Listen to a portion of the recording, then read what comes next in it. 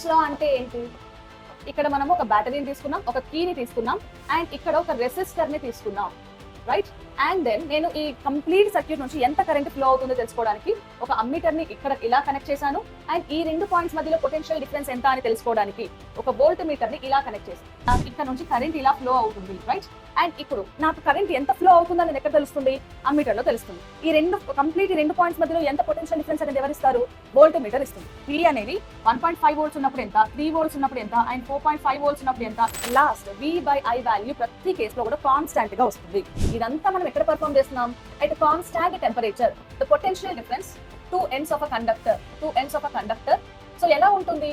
is directly proportional to current passing through it at constant temperature V is directly proportional to I. ఇక్కడ proportionality తీసేస్తే V is equals to I into R. ఇక్కడ మీరు రాయాల్సిన point ఏంటంటే R is proportionality constant.